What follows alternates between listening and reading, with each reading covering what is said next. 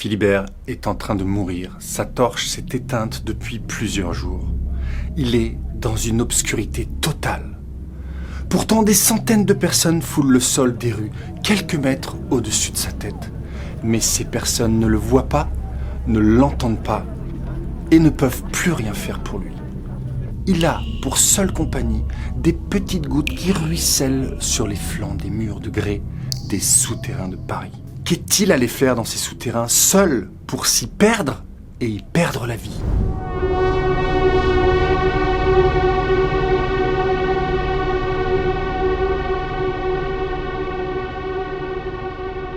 « 350 » On ajoute le mot kilomètre et vous avez la longueur totale des galeries souterraines se situant sous la capitale française.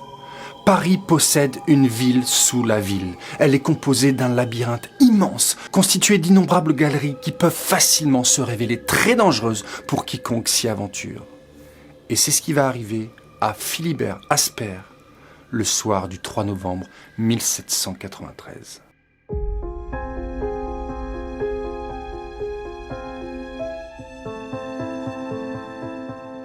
Philibert Asper avait pratiqué le dur métier de carrier, peut-être dans les carrières de sa région natale du Puy-de-Dôme, où il est né le 13 avril 1732. 61 ans après, il avait réussi à trouver un poste de portier du Val-de-Grâce dans les services de santé des armées. On ne connaît pas sa vie et on ne sait pas trop comment il est arrivé à Paris.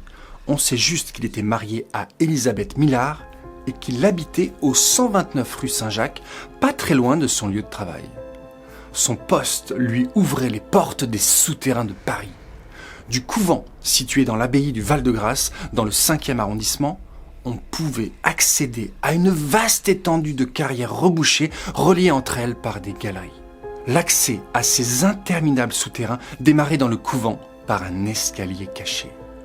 Philibert avait dans son trousseau la clé permettant d'ouvrir la porte donnant sur l'escalier mansard. Et peut-être avait-il une petite idée derrière la tête, celle de trouver la cave secrète du couvent des Chartreux, située sous le jardin du Luxembourg, pour y dénicher quelques bouteilles de la fameuse liqueur des moines.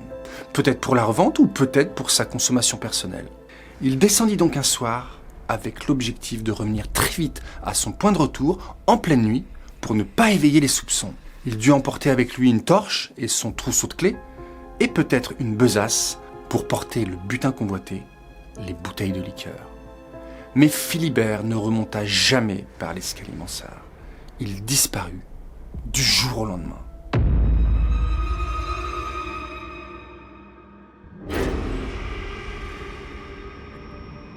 Personne ne s'enquit de sa disparition. Sa femme avait-elle été informée des intentions de son mari sans pour autant que ce dernier ne lui révèle les vraies raisons de ses explorations ? On n'en saura pas plus. Alors, que lui est-il arrivé dans les profondeurs de Paris ? Eh bien, nous allons essayer de nous mettre à sa place et d'émettre une hypothèse qui fait froid dans le dos. Imaginez-vous descendre dans ces souterrains avec une torche de feu qui vous servira de lumière. Vous savez que le temps est compté car la torche ne brûlera que quelques heures. Vous devez faire vite sans pour autant vous perdre. Avec une petite dose de confiance en soi et d'adrénaline, vous avancez dans les sombres tunnels et vous repérez ou créez des indices qui vous permettront de revenir sur vos pas sans trop de problèmes. Oui, mais ça, c'est si tout va bien.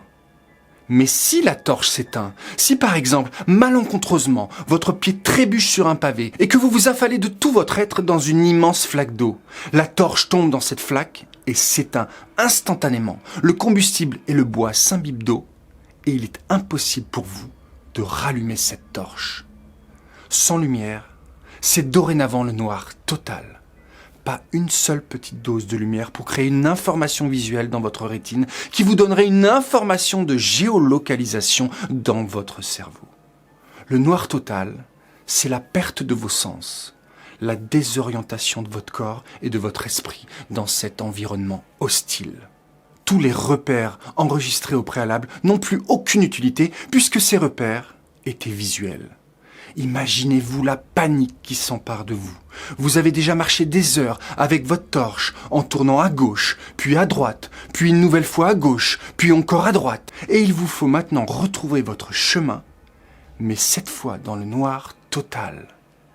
La panique, le froid et l'épuisement vont gagner du terrain pendant que vos espoirs vont s'évaporer au fur et à mesure de vos pas et des jours passés dans les ténèbres.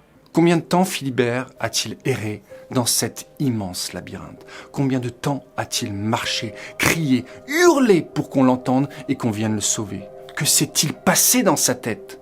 A-t-il sombré dans la folie avant de s'écrouler, seul, affamé, transi de froid, ayant perdu toute âme et tout espoir? Philibert est mort à seulement 15 mètres d'une sortie. Il sera retrouvé 11 ans plus tard, lorsqu'une équipe de construction descendra dans les souterrains de la rue de l'Abbé de l'Épée pour y réaliser une cartographie du sous-sol. Il sera identifié grâce au trousseau de clés qui se trouve près de sa dépouille. Son corps sera enterré à l'endroit de sa mort et une stèle y sera déposée en présence de sa veuve, Élisabeth Millard. Philippe Asper est aujourd'hui considéré comme le saint patron des cataphiles et son âme doit encore errer dans les sombres souterrains de Paris.